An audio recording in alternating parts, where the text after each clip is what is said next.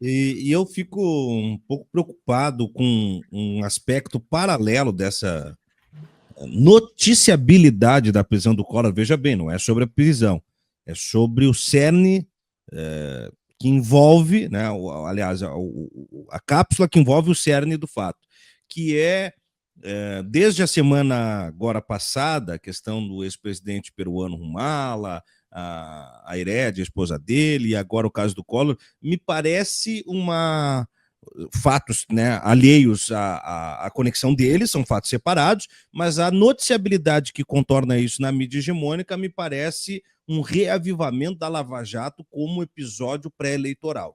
Eu estou com essa sensação, Samuel. Questão do INSS, atirando flechico, e aquela coisa assim, eu preciso do fato novo, né? E o fato novo está caindo no colo. Vou juntar todas essas coisas, essas frutas diferentes aqui, vou fazer uma salada de fruta. A salada de fruta é a Lava Jato tá viva. Estou com essa Pois é, sensação. Estou errado? Tiago, eu tive um comentário, uma conversa num grupo, inclusive que está o nosso amigo Leandro Fortes e tudo mais, sobre essa situação da tentativa de reavivar a pauta da corrupção como a pauta possível, né, para se tirar o PT de novo do poder. Quando sai essa questão aí do INSS ao longo da semana, e juntando exatamente com o que você falou, né, a acolhida que foi dada a ex-presidente, né? Então, todos esses elementos juntos, e a mídia usando sempre o elemento da corrupção, o PT, essa associação que é quase automática que foi feita aqui ao longo das últimas 2 décadas entre a corrupção, o desvio de recursos públicos e a esquerda, mais propriamente o Partido dos Trabalhadores. E isso foi construído, né? Porque você veja que, independente da quantidade de casos que brotam ligados ao Centrão ou ligados aos partidos de direita, ligados ao PL, ao Partido Progressista, ao Ciro Nogueira, não adianta. Isso não pega, não cola. Não é criado um estigma direto, uma relação direta com esses partidos e a corrupção.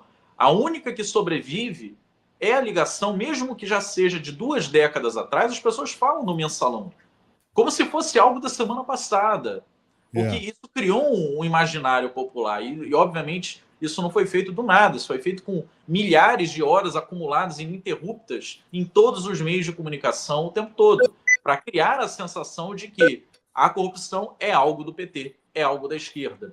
Então, esse elemento voltando à tona, né, ainda mais com essa situação do INSS, que a gente também vai abordar um pouquinho mais, mas esse elemento, para mim, choca, porque coloca a gente de novo num lugar que nós já estivemos pelo menos 2 vezes, Tiago e Pedro.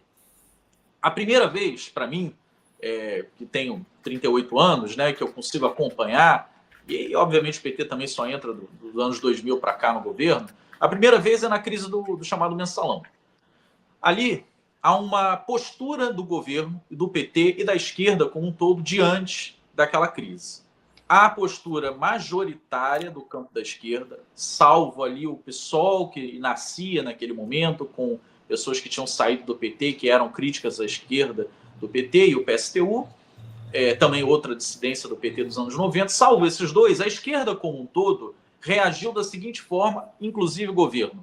Mudou a política econômica, fez um enfrentamento muito maior à direita, porque ali havia possibilidade também do governo Lula recuar e dizer o seguinte: olha, estou sob ataque, é melhor eu ceder às pressões que vêm do PSDB, do PFL e tudo mais, fazer uma política mais ortodoxa do que eu estou fazendo com o Palocci, recuar, ir mais à direita para não perder apoio no Congresso. Não, o PT fez o contrário. Naquele momento ali é o momento de virada, né, que se coloca a Dilma à frente da Casa Civil, que você coloca o Manteiga como ministro da Fazenda, e você faz as alterações na política econômica que dão a cara ao governo Lula, porque a gente esquece, sabe? Parece que o governo Lula, os 8 anos, foi uma coisa monolítica, e não foi. Você teve 2 momentos muito distintos no governo Lula. Essa mudança de política ainda enfrenta a crise de 2008 como uma oportunidade de ser ainda mais pró-industrial, ainda mais contra-hegemônica, né? Não seguindo aquelas diretrizes que vêm do FMI, do Banco Mundial, e faz com que o Brasil aproveite esse período. É claro que depois a mídia fala, o Lula surfou na onda das commodities, no cenário externo favorável. Surfou porque teve coragem de surfar. Surfou porque, em vez de recuar, implementar um ajuste fiscal violento, ele preferiu aumentar o salário mínimo como política permanente, todos os anos, e fazer compras através do setor público que mantivessem a renda, garantisse, né, a renda geral da nação e fizesse com que o país continuasse se desenvolvendo. Não optou pelo recuo, primeiro momento. Segundo momento do chamado Petrolão, Lava Jato e tudo mais. Esse é o momento em que a Dilma já está no poder. Lula tentou, né, ser o candidato em 2014, como todo mundo sabe, não foi novidade nenhuma, mas houve uma insistência da Dilma que ela tinha direito à reeleição. Ela se reelege com um discurso muito à esquerda, um discurso de que nem que a vaca tussa, vamos lembrar que essa era a frase cunhada naquela eleição, e nos 2 dias seguintes à eleição de segundo turno, ela aponta uma mudança drástica no governo, com a vinda do... Me foge agora o nome, o cara que foi indicado pelo... Joaquim Levy. Joaquim Levy, exatamente. Não veio, né, o Trabuco, que era a ideia inicial, que era o presidente do Bradesco, mas veio... Nem o Henrique Meirelles, que ela tinha uma briga pessoal, né?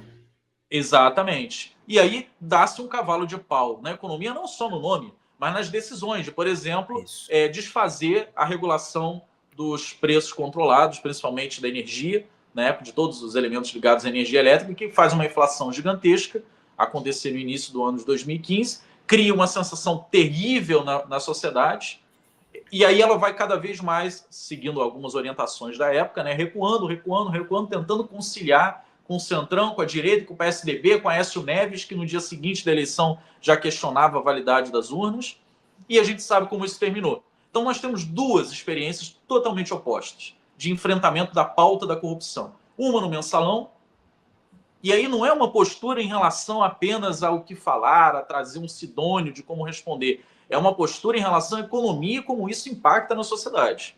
Na primeira, uma medida para frente, né? Uma medida de avanço nas pautas que elegeram o presidente, procurando no que eu chamo de teoria direcional do voto, procurando ser intenso e direcional. Ou seja, me elegeu foi isso aqui, foi essa pauta. Então eu vou dobrar a aposta nisso, os meus opositores que tentem me derrubar, sendo que essa pauta é majoritária na sociedade. E a outra é o oposto. Não, eu vou recuar, eu vou tentar ir mais para o centro, que significa me deslocar à direita, procurando amenizar a pressão que está vindo da direita para cima de mim, compor. Me assusta, meus amigos, que esse momento nos pegue agora com Fernando Haddad no Ministério da Fazenda, mas principalmente com Simone Tebet no Ministério do Planejamento. Ela falou coisas assustadoras numa entrevista que ela deu essa semana para a CNN. Ela atacou todos os pilares que elegeram Lula, todos, passando pelo salário mínimo, pelo investimento público, pelos servidores públicos, todos os elementos, até a Bolsa Família, ela colocou todas as políticas sociais, até críticas assim estruturais. Ela falou: não adianta cortar o mau investimento ou aquele aposentadoria que é um desvio, que é uma fraude. Não, precisa se cortar no mérito, ou seja, não basta acabar com o desvio, com a fraude, que sempre é o argumento, né? Não vamos acabar aqui com quem está usando o Bolsa Família e não deveria. Não, precisa cortar mesmo, inclusive de quem merece, porque matematicamente, em 2027, o orçamento discricionário vai acabar, e aí ela fala abertamente, ou é isso, ou tem que tirar de emenda parlamentar, e ninguém quer tirar de emenda parlamentar. Ela fala isso para a CNN. Então precisa cortar, porque o gasto público é um mal em si. Precisa ser cortado, não que seja perdulário, não que haja fraude, não. Precisa cortar porque precisa cortar. É um axioma. Gasto público é ruim, precisa se cortar. Eu fiquei estupefacto em ver a ministra do Planejamento tranquilamente dizendo que conversou isso com os outros ministros da equipe econômica nos dias anteriores e que ninguém reclamou, que todo mundo, de certa forma, estava de acordo. Duvido que tenha tido esse acordo, por exemplo, de figuras como a Esther Dweck, que é ministra da Gestão, que tem uma trajetória de vida acadêmica colocando o contrário. Duvido que o Guilherme, que também está no Ministério da Fazenda como número 2, também tenha essa posição, que contraria a postura acadêmica dele, tudo que ele escreveu ao longo da vida, mas eu não duvido que o Fernando Haddad tenha, de certa forma, tentado mediar essa posição. Então, essas indicativas que vêm dessa entrevista da Simone Tebet no meio desse turbilhão de notícias pró-corrupção, né, usando a corrupção como elemento para criticar o PT, me assusta que a nossa postura seja, de novo, a postura de 2015 e 2016 e não a postura lá de trás da primeira década dos anos 2000. Porque se for essa, nós estamos contratando uma tempestade gigantesca para a eleição do ano que vem.